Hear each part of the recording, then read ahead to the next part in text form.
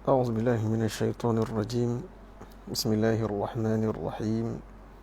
الحمد لله رب العالمين، والصلاة والسلام على أشرف الأنبياء والمرسلين وعلى آله وصحبه أجمعين. اللهم افتح علينا حكمتك واشرح علينا من خزائن رحمتك يا أرحم الراحمين. قال رب اشرح لي صدري ويسر لي أمري واحلل عقدة من لساني يفقهوا قولي. اللهم أخرجنا من ظلمات الوهم وأكرمنا بنور الفهم وافتح علينا بمعرفة العلم. سبحانك لا علم لنا إلا ما علمتنا إنك أنت العليم الحكيم. وصلى الله على خير خلقه سيدنا مولانا محمد النبي وعلى آله وصحبه أجمعين. الفاتحة.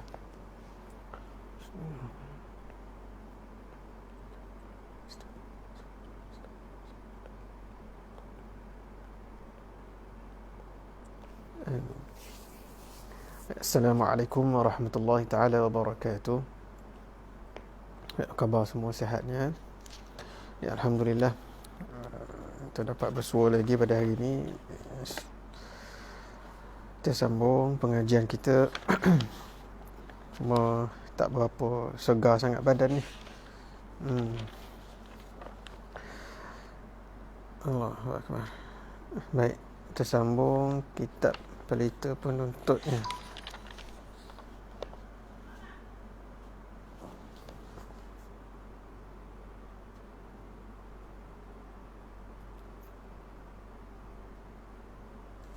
Jadi kita berhenti di mana, yes?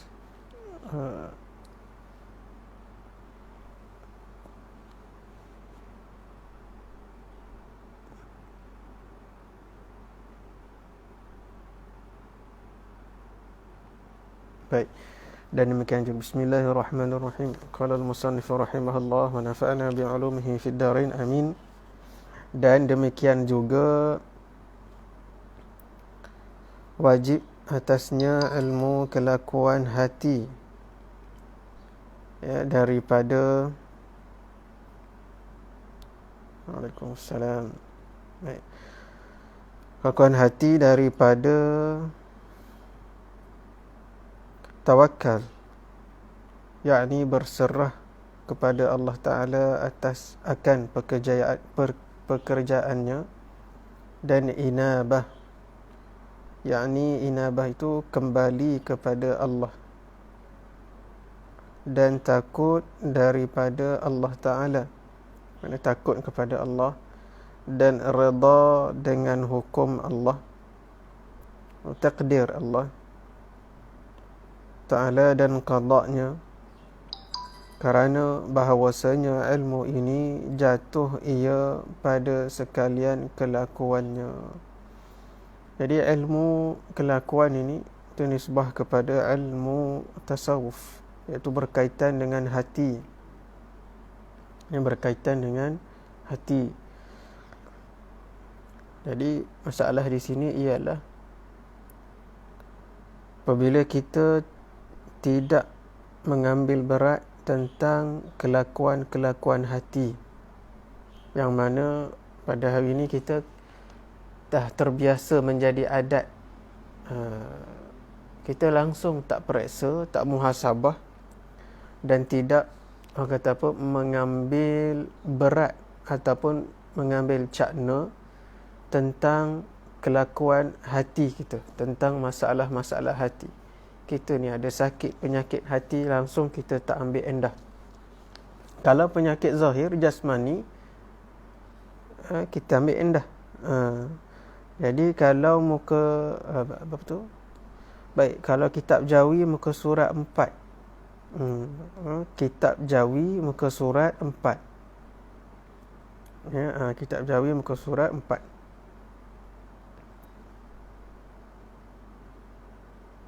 Baris yang ke-9 daripada atas. Kalau Rumi, minta siapa-siapa boleh tolong tolong bagi tahu dalam komen tu, sebab saya pakai kitab Jawi, kitab Rumi tak ada sini. Siapa pakai kitab Jawi ke surat 4. Baik. Jadi masalah kelakuan hati yang kita pada hari ini banyak manusia, ya, yang tak ambil endah tentang masalah penyakit-penyakit hati. Yang kita banyak tumpu pada hari ini ialah menjaga kesihatan sudut jasmani, tapi kesihatan sudut rohani itu kita tak ambil endah pun. Sedangkan kita ada roh, kita ada jasad. Jasad itu jasmani. Ya, jasad jasmani. Jadi kita menjaga kesihatan, jaga makan, minum apa semua itu semata-mata kita tumpukan kepada jasad jasmani kita. Tapi kita lupa bahawa kita ada roh, maknanya kita ada rohani. Yang rohani itu yang banyak kita tak endahkan, kelakuan-kelakuan rohani kita ataupun masalah-masalah hati, dalaman, batin kita itu. Yang mana ianya wajib. Yang wajib kelakuan-kelakuan hati itu wajib kita belajar. Jadi 3 itu, Islam, iman, ihsan. Islam itu fiqh, iman, tauhid, ihsan itu tasawuf. Jadi wajib kita belajar ketiga-tiganya. Ya, semuanya itu melengkapi ya untuk menjadi insan. Ya, untuk menjadi hamba sebenar-benar hamba. Bila dah sampai kepada tahap hakikat Islam, itu hakikat fiqh, bila sampai kepada hakikat iman ataupun hakikat tauhid, dan juga sampai kepada hakikat ihsan, itu hakikat tasawuf, maka kita menjadi hamba Allah yang cemerlang, yang sebenar-benar hamba. Tapi kena rajinlah, kena berusaha, kena berlatih, kena latih untuk mencari adat, kebiasaan, tabiat diri kita yang selama ini dah, orang kata apa, dah terbiasa dengan pergerakan-pergerakan tubuh badan kita. Kemudian dah terbiasa dengan cara pemikiran-pemikiran yang lama. Ya, kemudian dah terbiasa dengan cara perasaan-perasaan yang lama. Jadi untuk meningkatkan diri itu supaya tak menjadi orang yang pernah kita jadi, makanya dengan ilmu, keluar daripada kejahilan. Ya, baik. Nanti hari ini kitab Hidayatus Salikin menceritakan tentang ilmu. Baik, dan bermula kemuliaan ilmu itu tiada tersembunyi ia atas seorang jua pun, kerana ialah ditentukan dengan sifat manusia sahaja, tiada lainnya. Jadi kemuliaan ilmu itu tiada tersembunyi ia atas seorang jua pun, kerana ialah ditentukan dengan sifat manusia sahaja. Jadi manusia sahaja yang diberikan ilmu-ilmu yang begini. Kerana itulah ya datangnya Jibril alaihi salam bertemu dengan Nabi sallallahu alaihi wasallam menyamar sebagai manusia, lalu kemudian bertanya kepada Nabi apa itu Islam, apa itu iman, apa itu ihsan. Jadi sahabat pun tanya siapakah orang tadi tu, tak pernah nampak pun. Yang peliknya bila dia tanya, dia benarkan pula. Bila Nabi jawab, dia benarkan pula perkataan Nabi itu. Jadi Nabi kata, fa innahu Jibril atakum yu'allimakum dinakum, maknanya dia datang pada kamu untuk mengajar kepada kamu. Jadi Allah Ta'ala yang perintahkan Jibril alaihi salam bertemu kepada Nabi sallallahu alaihi wasallam, memberitahu bahawa agama ini terdiri daripada 3 rukun, iaitu Islam, iman, ihsan. Tak boleh pisah-pisahkan dia, mesti kena satukan, belajar ketiga-tiganya itu. Tak ada yang kata bila dah sampai tak perlu syariat dan sebagainya. Itu fahaman-fahaman yang menyeleweng. Kita dah banyak tersasar, banyak fahaman-fahaman yang dah menyeleweng, yang tersasar jauh daripada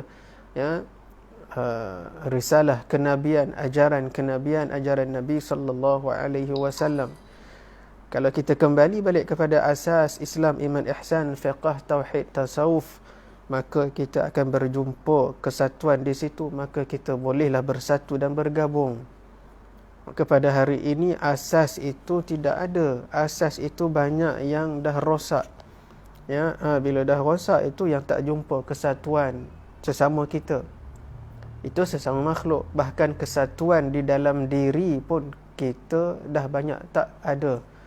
Ya, tak bersatu cara kita fikir, cara kita buat, cara kita merasai rasa itu, fikir, rasa, buat pun dah tak ada kesatuan, keselarasan. Bagaimana pula nak bersatu, nak selaras, nak bergabung dengan manusia-manusia? Jadi justru itu kita lah yang perlu menyelaraskan ketiga-tiga itu dalam diri kita. Fikir kita, rasa kita dan buat kita itu perlu selaras. Selarasnya yang bagaimana? Kita tengok pada tadi, fikir kita itu pada ilmu tauhid, rasa kita itu ilmu tasawuf, buat kita itu ilmu fiqh. Jadi itulah yang perlu diselaraskan. Ya, fiqh kita, tauhid kita. Ya, ini yang selalu diulang-ulangkan supaya kita tidak lupa, supaya kita sentiasa beringat. Jadi kita sudah ada reference di situ, rujukan. Rujukan sebab apa berjadinya pergaduhan, sebab apa berjadinya perbalahan, kerana tidak ada kesatuan pada asas agama. Jadi panjanglah pula itu asas agama itu bagaimana. Ya, yang kita katakan asas itu fiqh, Islam, iman, ihsan, fiqh, tauhid, tasawuf. Jadi perbincangan fiqh itu bagaimana pula dibincangkan. Jadi tauhidnya yang mana, tasawufnya yang mana. Jadi ringkasnya fiqh itu mengikut apa yang telah disepakati oleh ulama, iaitu adanya mazhab, salah satu daripada 4 mazhab zaman kita ini. Ya, mazhab Imam Abu Hanifah, Imam Malik, Imam Syafi'i, Imam Ahmad Ibn Hanbal. Jadi salah satu, ya. Kemudian tak apalah kita selalu ulang supaya kita ingat. Kemudian tauhidnya itu mengikut susunan ulama yang Allah telah pilih mereka itu untuk menjaga bahagian-bahagian dalam agama ini. Ya, kalau tauhidnya iaitu susunan yang disusun oleh Imam Abu Hasan Al-Asy'ari dan Imam Abu Mansur Al-Maturidi. Kemudian dalam sudut ihsan itu tasawuf, iaitu yang kita menjadi rujukan ulama kita dalam bidang tasawuf itu ialah Imam Junaid Al-Baghdadi ataupun Imam Al-Ghazali. Ya, baik, insya-Allah. Jadi kita habis dekat situ dulu kitab pelita penuntut. Allah Subhanahu wa taala a'lam. Mari kita sambung kitab Hidayatus Salikin. Ya, kitab Hidayatus Salikin masih pada muqaddimah tentang ilmu nafi'. Kalau yang kitab baru itu, kalau yang Rumi lah, yang Ruminya ada kat sini, yang Rumi Hidayatus Salikin, cetakan baru ni, muka surat 5. Al-Muqaddimatu fi bayanil ilmi nafi wa fadlihi. Bismillahirrahmanirrahim. Qala al-musannif rahimahullah wa nafa'ana bi'ulumihi fid darain. Amin. Bismillah.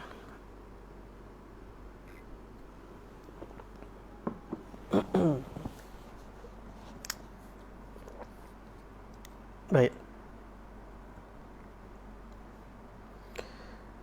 Bismillahirrahmanirrahim.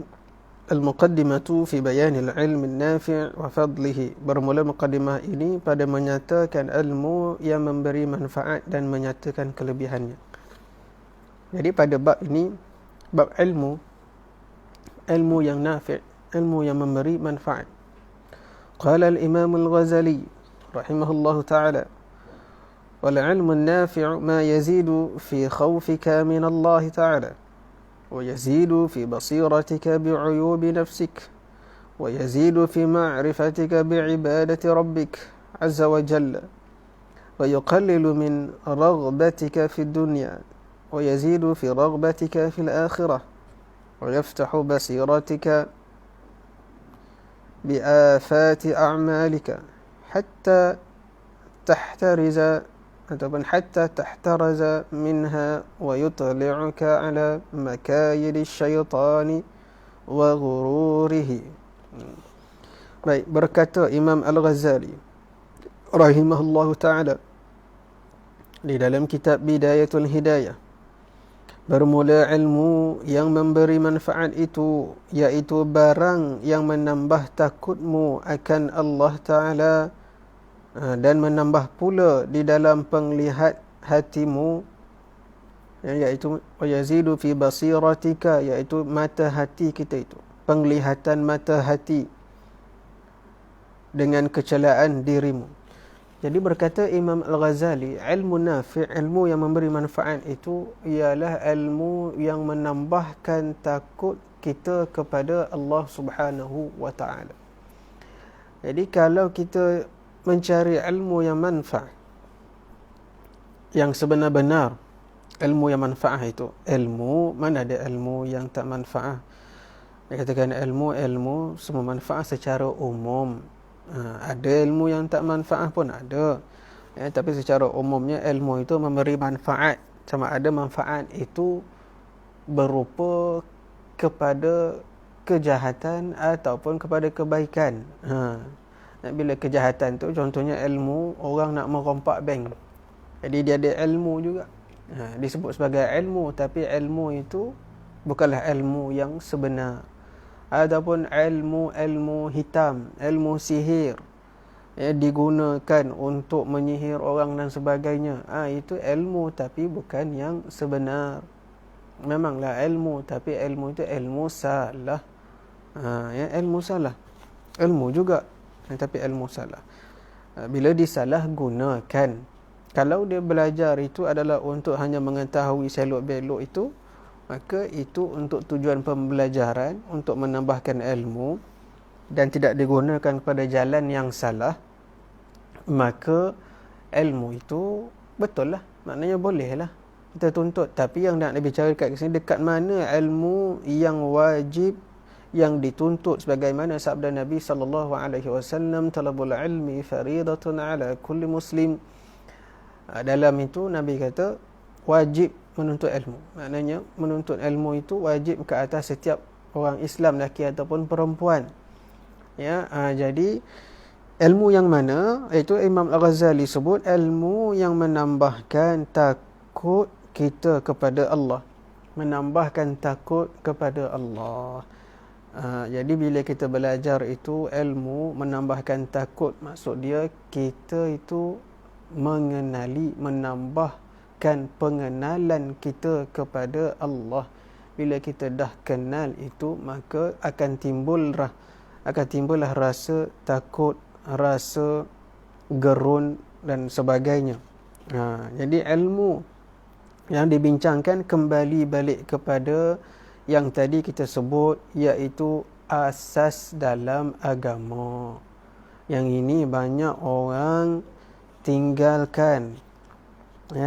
Banyak orang tinggalkan asas dalam agama, iaitu Islam, iman, ihsan, fiqh, tauhid, tasawuf.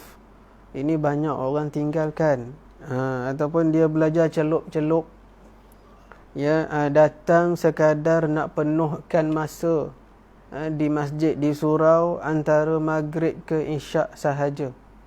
Alang-alang tunggulah sekejap, kan, sikit lagi berapa lama sangat nak masuk isyak. Sambil-sambil tu dengarlah, kan, mana-mana ustaz yang ada mengajar, kitab pun tak ada kadang-kadang.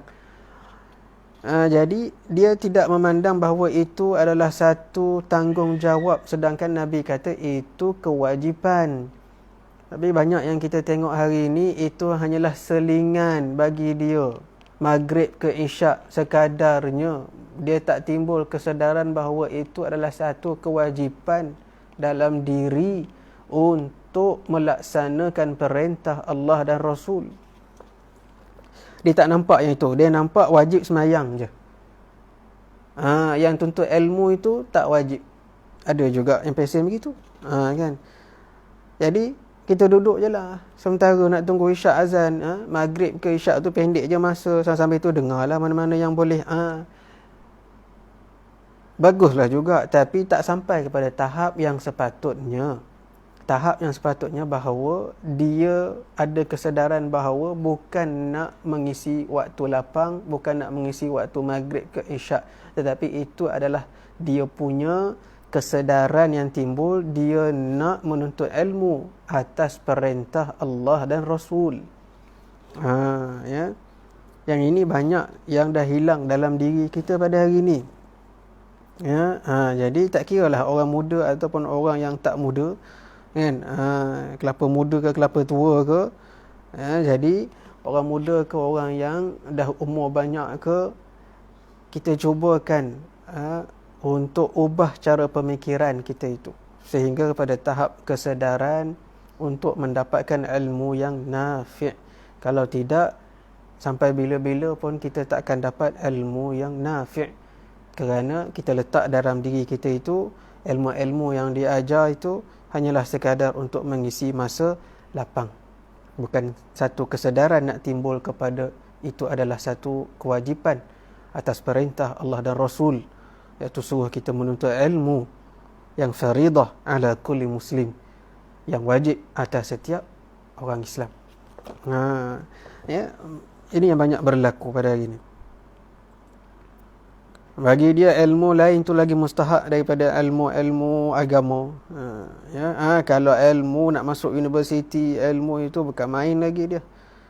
Tapi bila berilmu yang nak mengeluarkan kita daripada jahil kepada cahaya ilmu, tak nak pula dibuat begitu. Ya, lebih pula kalau jenis yang berbayar. Lagilah. Ya, asal ilmu agama je free. Ya, asal ilmu agama semua nak kena murah free. Ya. Kalau ilmu yang ni tak apa, universiti sekolah bayar tak apa mahal. Berhutang pun tak apa, 20, 30, 40 ribu. Dah ratus ribu. Ya. Kerana apa? Kerana kesilapan di dalam menilai ilmu yang sepatutnya. Kat mana silap dia itu? Silapnya di mana? Silapnya adalah kerana dia sendiri tidak mempelajari tentang apa itu ilmu yang nafi'. Sebab apa? Sebab memandang enteng, memandang rendah pada pengajian-pengajian agama. Jadi kita nak timbulkan kesedaran itu, kembali balik kepada kecemerlangan agama Islam itu adalah kerana ilmunya. Baik, jadi ilmu yang sebenar itu, ilmu yang memberi manfaat itu ialah menambah takutmu akan Allah Ta'ala dan menambah pula di dalam penglihat hatimu, ini basiratika, mata hati itu, dengan nampak kepada kecelaan dirimu. Dia nampak ayub-ayub, aib-aib diri dia. Hatinya itu nampak kekurangan dirinya. Ya, bila dia belajar ilmu tu, dia makin nampak masalah-masalah hati dia. Ada apa masalah dia ni? Ya, tak sabar ke? Ya, keluar penyakit-penyakit hati. Kalau orang yang tidak mengambil berat, dia tak tahu. Dia tak perasan penyakit-penyakit hati dia tu ada. Dia tak tahu yang bahawa dia itu sebenarnya pemarah ke, dia itu sebenarnya tak sabar ke, dia itu sebenarnya ada penyakit hasad, dengki dan sebagainya.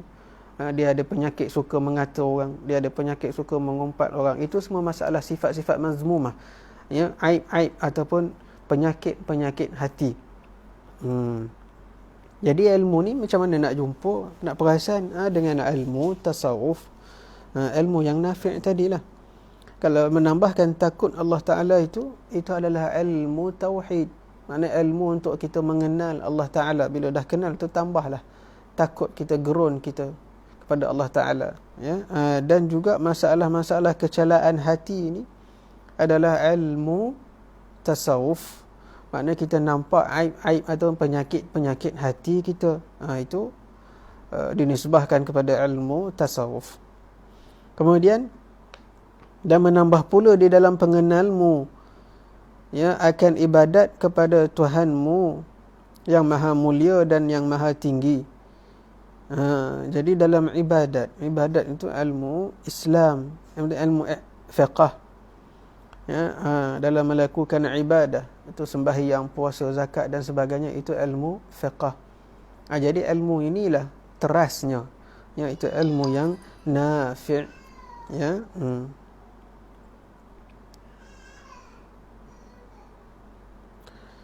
dan mengurangkan akan gemarmu kepada dunia dan menambah gemarmu kepada akhirat.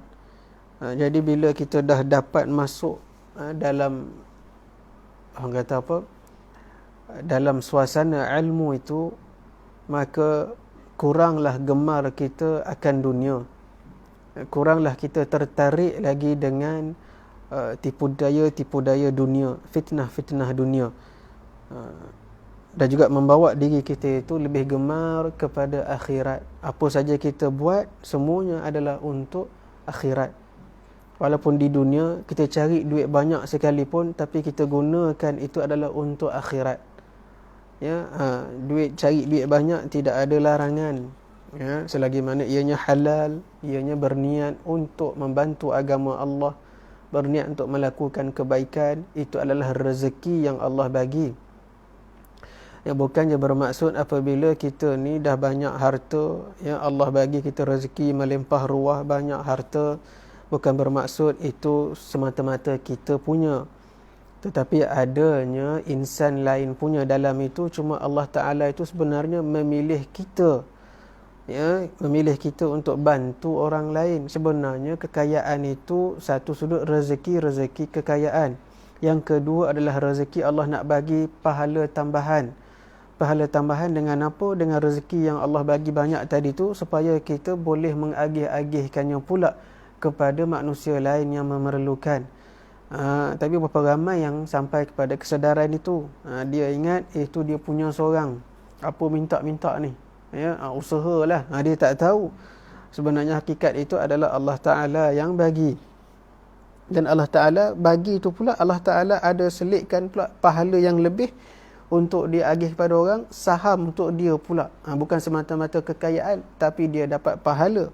Kemudian saham, iaitu sedekah jariah selepas dia meninggal dunia. Ya, itu rezekilah tu. Tapi ada orang dia kedekut dan sebagainya, kerana melihat bahawa itu usaha dia dan semata-mata dia. Itu kerana tidak ada kesedaran ataupun tidak mempelajari ilmu yang nafi'. Itu semata-mata dunia, mengejar dunia semata-mata tanpa menghiraukan akhirat. Jadilah begitu. Ya, dan menambah gemarmu pada akhirat dan membukakan ia mata hatimu, dan buka mata hati. Jadi buka mata hati ni nak dapatnya itu mestilah perlu kepada ilmu dan juga latihan. Mesti kena berlatih, melakukan latihan-latihan supaya kita sampai kepada tahap kesedaran. Kesedaran itu mustahak. Ya, kalau orang yang tidak ada kesedaran, maka dia tak dinamakan sebagai manusia yang normal. Dia tak dinamakan sebagai manusia yang waras. Orang yang tidak ada kesedaran, maknanya tidak ada kewarasan. Ya, jadi sampai pada kewarasan yang sebenarnya itu ialah dengan apabila hati kita itu nampak yang sebenar. Tumpuan hati kita itu nampak memandang kepada Allah Subhanahu wa Ta'ala.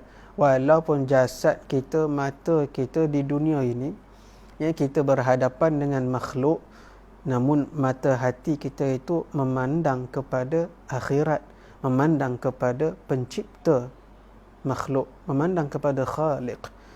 Kita berhadap, mata kepala kita melihat kepada makhluk, melihat dunia, namun mata hati kita itu memandang ataupun nampak kepada pencipta makhluk, iaitu Allah Subhanahu wa Ta'ala.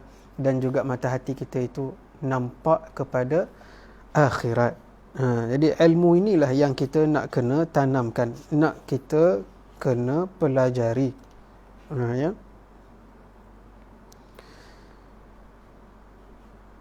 Membukakan ia akan mata hatimu dengan yang membinasakan akan amalmu hingga engkau peliharakan daripadanya. Jadi bila dah terbuka mata hati kita itu, jadi kita nampak perkara-perkara yang boleh merosakkan amal. Apa dia perkara-perkara yang boleh merosakkan amal? Jadi ilmu inilah yang mustahak. Sebab kadang-kadang kita tak sedar bahawa ada perkara yang merosakkan amal kita dalam keadaan kita tak sengaja ataupun sengaja, ataupun dalam keadaan kita sedar ataupun tidak sedar. Kenapa? Kerana kita tidak ada rujukan.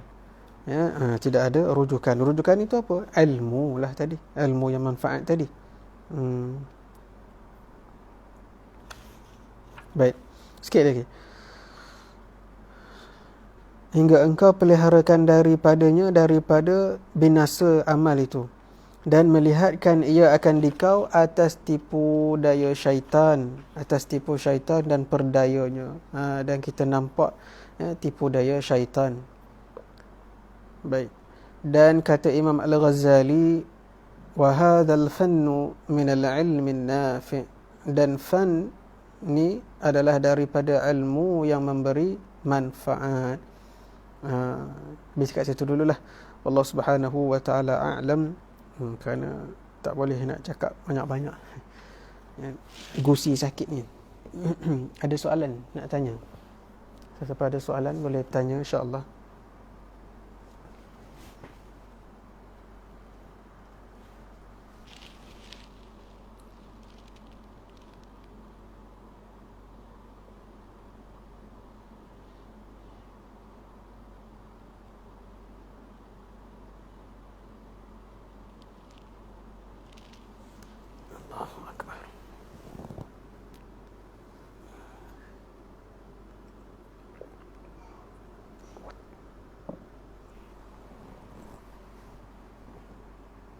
Amin.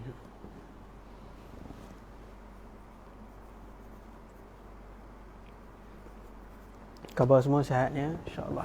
Allahu akbar.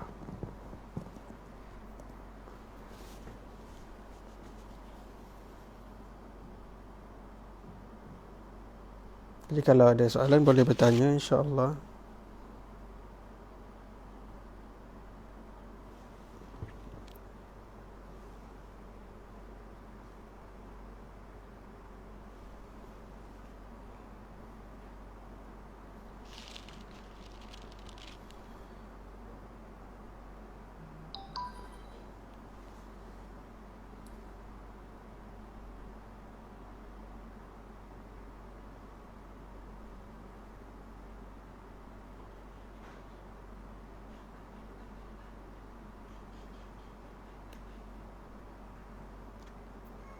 Jadi kalau tak ada, kita berhenti kat sini dululah ya.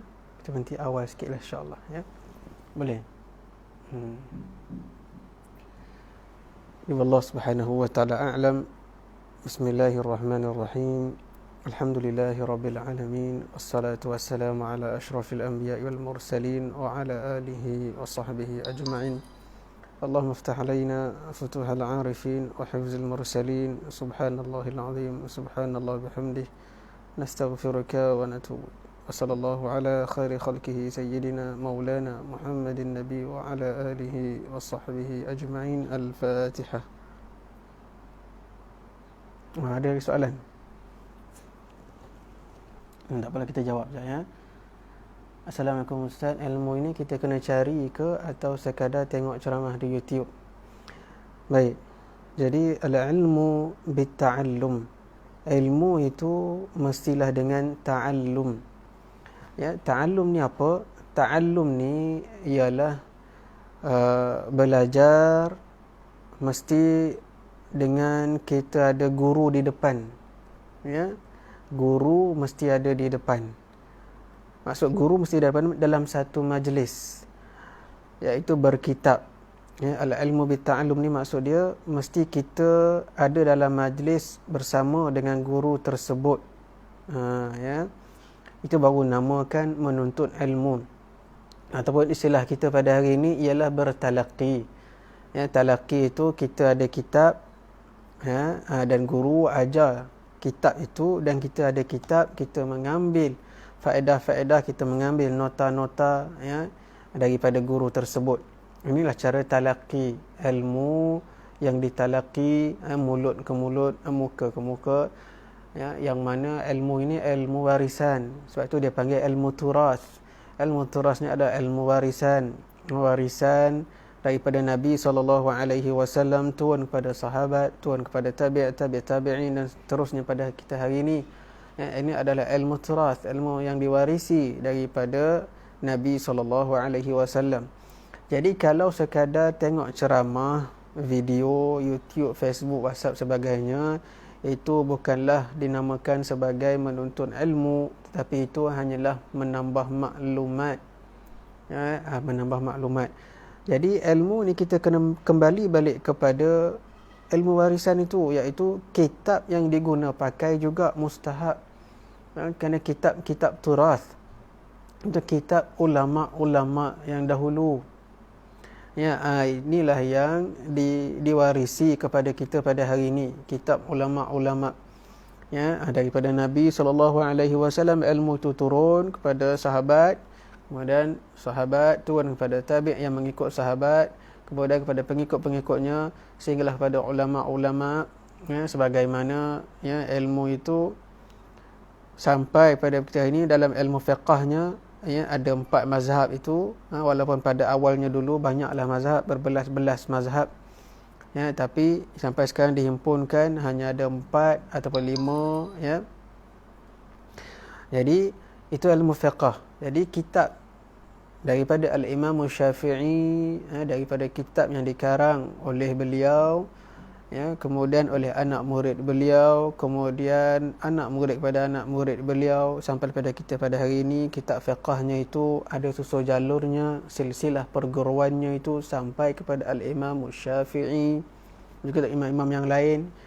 Tapi kita di sini adalah mazhab Syafi'i, maka kita mempelajari fiqah mazhab Syafi'i.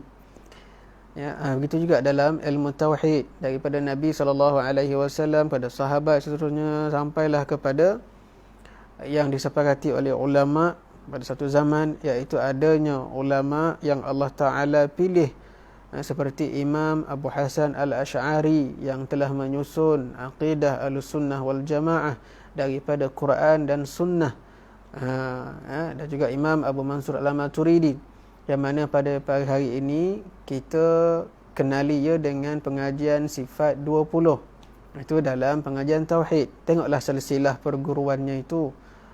Kemudian ilmu ihsan, tasawuf. Jadi turun sampailah kepada Imam Al-Junaid Al-Baghdadi sebagai rujukan kita, ulama yang ulama yang menjaga ilmu itu. Ataupun Al-Imam Hujjatul Islam Al-Imam Al-Ghazali dalam sudut tasawuf.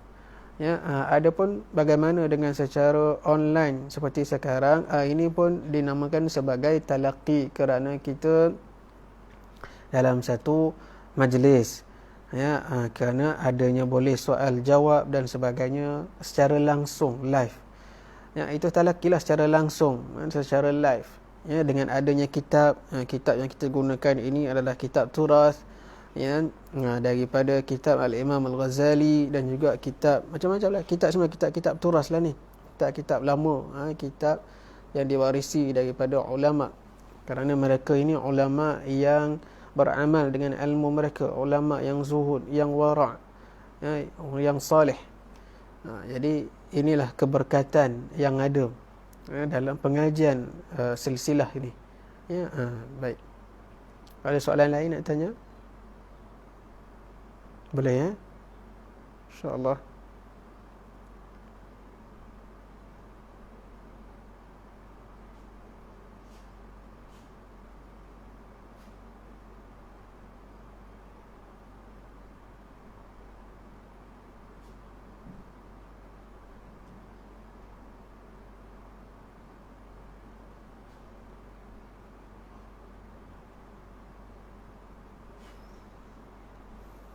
Baik, sama-sama. Jadi insyaAllah kita berhenti kat sini dulu. Allah Subhanahu wa ta'ala a'lam. Wassallallahu ala khairi khalqihi sayyidina maulana Muhammadin Nabi wa ala alihi wa sahbihi ajma'in. Syai'u lillah lahumul Fatihah. A'udzubillahi minasyaitonir rajim. Bismillahirrahmanirrahim. Terima kasih, insyaAllah kita jumpa minggu depan, insyaAllah. Pengajian kita ni minggu 1, 2 dan 3. Assalamualaikum warahmatullahi taala wabarakatuh.